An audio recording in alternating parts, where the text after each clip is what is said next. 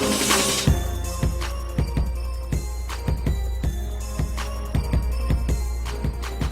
I have everything that I need in order to build a slash 4x4. But before I get started, I have to give a major shout out to these people. The CrazyRCKids, the Delta Boy 84, 119 Famous 99, Off-Road King, RC Guys 100, Ty Brown, and Freak Show.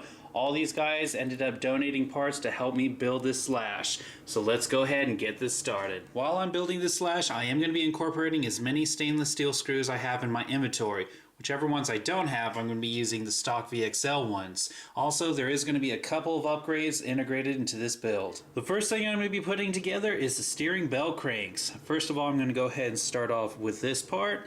This arm that connects to the servo is going to have to snap on top, followed by a spring, and then finally a ring goes on top. Now when I push this ring on, I'm going to have to put a bearing right in through the middle. Now guys, I won't lie, that is a big pain to get that in there. On the other side, I need to go ahead and snap on this cylinder, and then of course a bearing goes on top. Now I need to connect each side by this center arm, and that's held in with these two shoulder screws. Next up, I need to go ahead and put a bearing in the bottom of each side of the steering bell cranks. Once those are in, I'm going to go ahead and slide this onto the front skid plate using these two pegs. Now that they've been pushed down all the way, what I need to do is get this screw, put a washer on, and then I need to put it on each side of the steering bell crank. Now that that's been put together, it's time to move on to the diffs. So I'm going to start off with the sun gear. I need to slide on this washer, followed by this rubber seal. There we go. Then I'm going to slide it into the casing. Make sure it goes all the way down. Next, I need to get this bar followed by these two planet gears, slide it on there, make it look like a bow tie, and then I'm going to be putting this right in the middle. Just like that. Okay. After that, I'm going to be getting this sun gear, putting a seal on this end, and then I'm going to be sliding it into the metal plate. Now, I'm going to set that off to the side and get this rubber seal, and now I need to line it up with the holes on the casing. Next, I need to fill it up. For the weight, I'm going to be using 30K in the front and 10K in the back. To fill these up, all I have to do is fill it up about 3/4 of the way. Once I have it filled up, I'm going to go ahead and get this plate, and you'll see that there is 2 pegs on top, 2 pegs on bottom. I need to go ahead and line those up and set that in, just like that. And now I need to go ahead and screw in these 4 screws, and I have to do it in a star pattern. So this one, this one, this one, this one, and then repeat until all of them are tight. You want this to seal properly. If you do one at a time, it's going to make it seal crooked.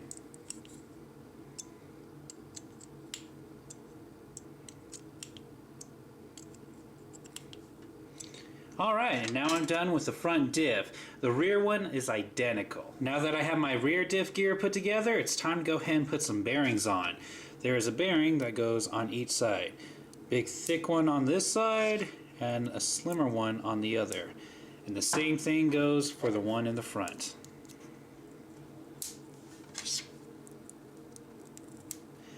Now it's time to go ahead and install these into the diff housings. First, I'll go ahead and take care of the front. So I'm going to get the back of the diff housing, and a bearing goes into each side.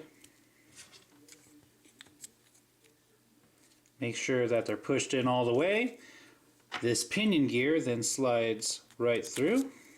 On the other side, we're going to be attaching this piece, and this is held on using a little grub screw. Now I'm going to go ahead and set that off to the side, grab this side, and I'm going to go ahead and set the diff gear inside of there.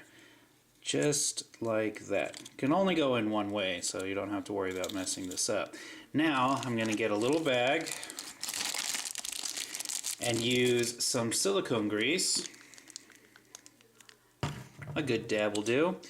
And I'm going to go ahead and put it on the inside of the diff gear while spinning it around. Once you have a healthy amount on there, you don't want to fill the whole casing up. You're going to go ahead and get the other side and slide it right on, just like that. Push it down, rotate it, get that pinion gear nice and covered. Now I'm going to go ahead and get the front skid plate, slide this on, just like that. Turn it around, and I'm going to attach these two screws to hold the diff housing onto the skid plate. Once those two screws are in, I'm going to go ahead and move on to the back. The rear assembly is almost the same. First of all, I'm going to start off with this giant bearing that gets put into this side of the diff housing. Push that all the way down, and then we have this pinion gear, and that's all there is to this side. Now I'm going to get this back half, actually, slide the diff gear in there. Once again, get my little bag, get some silicone grease, and now I'm just going to go ahead and coat it like I did with the front. Once I get that coated, I'm going to go ahead and get the other half, slide it on, and then I'm going to point this end towards this part, then slide it into the rear skid plate. Just like that. And just like with the front, I'm going to be attaching these two screws.